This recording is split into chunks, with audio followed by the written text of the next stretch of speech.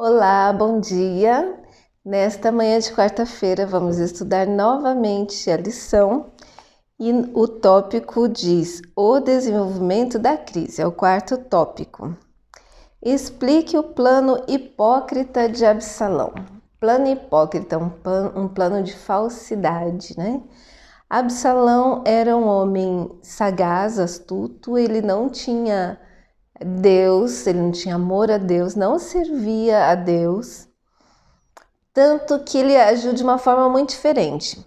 Davi, quando era jovem, ele sabia, tinha sido ungido para ser rei de Israel, mas ele esperou que Deus matasse o seu inimigo para colocá-lo lá. Davi não fez nada para se impor. Aqui nós vemos Absalão, um filho de Davi que não tinha amor a Deus. Ele queria o trono, mas se ele realmente fosse capaz de reinar, se fosse um homem sábio, ele ia orar a Deus e pedir a Deus que desse o trono para ele, esperar e aceitar ou não, e aceitar a vontade de Deus, se fosse sim ou não. Acontece que Absalão tinha aquele plano e aquele sonho, e ele ardilosamente, astutamente preparou um plano para conseguir o que ele queria, sem perguntar a Deus. Ele não era um servo de Deus.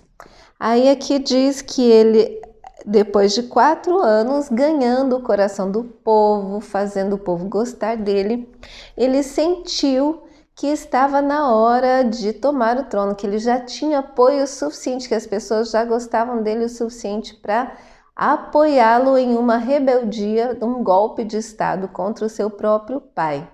Ele acreditava nisso daí. Com certeza, ele tinha muita gente que dizia para ele isso também. Olha, Absalão, já está na hora, você tem que ser o rei, a gente não aguenta mais Davi, e assim vai. Com certeza ele achou pessoas assim. Então, qual foi o plano dele?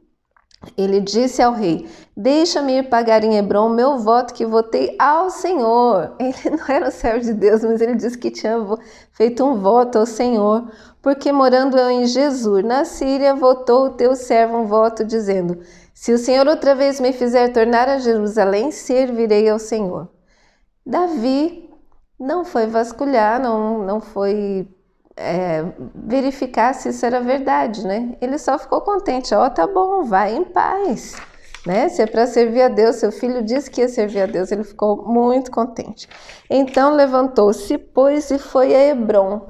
Hebrom foi o lugar onde Davi reinou primeiro antes de ir para Jerusalém. Reinou 7 anos lá, inclusive foi lá que Absalão nasceu.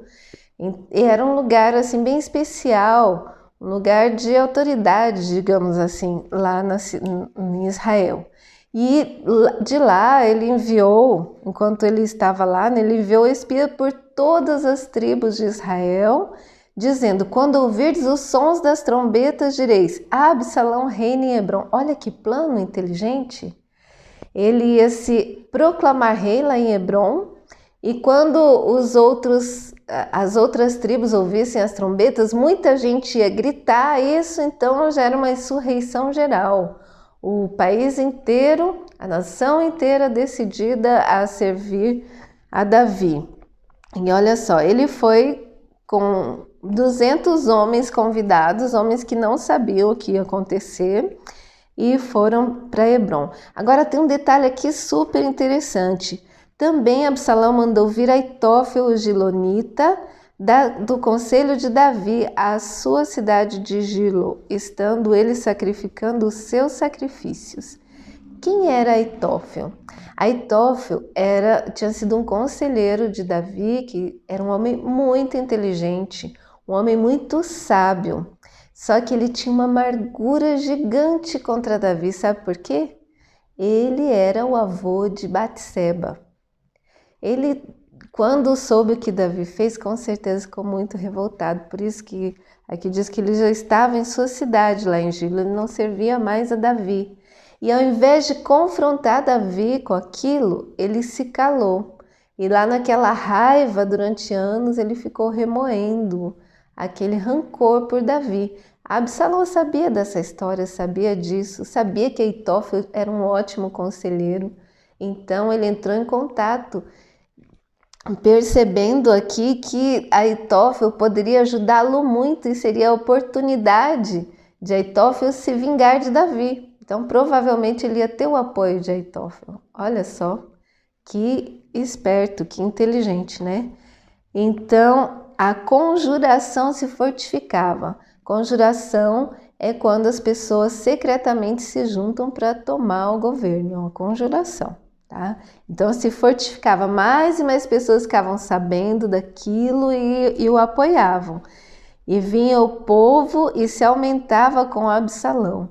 Isso também ajudou ele a ficar confiante, né? Muito confiante. Então, era um ato de hipocrisia. Ele foi hipócrita com o pai dele. Ele nunca chegou para o pai e falou: pai, o senhor está agindo mal com o povo. O senhor não pode fazer isso assim. O senhor tem que sair dessa depressão. Não, ele foi hipócrita. Paizinho, né? Pai, eu vou lá fazer o sacrifício. Ainda dizendo que ia servir a Deus. Olha só.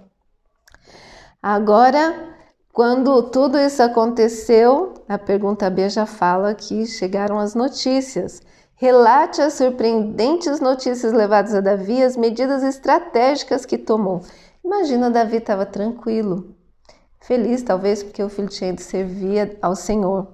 Mas ele recebeu a notícia: olha, o coração de cada um em Israel segue Absalão. Realmente, do jeito que Absalão tinha feito, dava a impressão que todo mundo, não tinha mais ninguém ao lado de Davi, né? Então, Davi se assustou na hora, mas aqui a nota diz uma coisa bonita: ele sacudiu, jogou longe a depressão que o controlou por tanto tempo. Aquele susto, né? Fez com que ele agisse rapidamente. Disse, pois, Davi a todos os seus servos que estavam com ele em Jerusalém: levantai-vos e fujamos, porque não poderíamos escapar diante de Absalão. Dai-vos pressa a caminhar, para que porventura não se apresse ele nos alcance e lance sobre nós algum mal e fira a cidade ao fio da espada.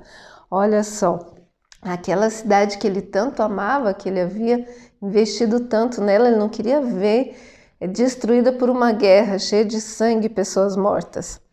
E ele sabia que numa conjuração as pessoas que fossem defender o rei seriam mortas, inclusive ele. Estava com grande risco, ele não estava acreditando que Absalão ia poupar a sua vida, né? Então ele viu que precisava agir rápido. E Hebrom estava a apenas 30 quilômetros de Jerusalém. A pé, isso era um dia, um pouquinho talvez. A cavalo era um pouco mais rápido, mas provavelmente Absalão tinha um exército muito grande de pessoas a pé, cavalos nem tanto. Mas Davi então saiu o mais depressa possível dali de Jerusalém, caminhando com os seus, com a sua família. Ele deixou na casa apenas 10 mulheres para guardarem a casa. E foi muita gente com o rei, muita gente que era fiel a Davi. As pessoas percebiam. Um filho que é capaz de se rebelar contra o próprio pai numa conjuração dessa não é uma pessoa de caráter. Muitas pessoas viram isso e fugiram junto com Davi, mostraram lealdade àquele que tinha sido escolhido por Deus. Eram pessoas fiéis também, né? Ele, numa grande crise, era seu dever de Davi para com Deus e para com seu povo, manter a autoridade que o céu lhe havia investido.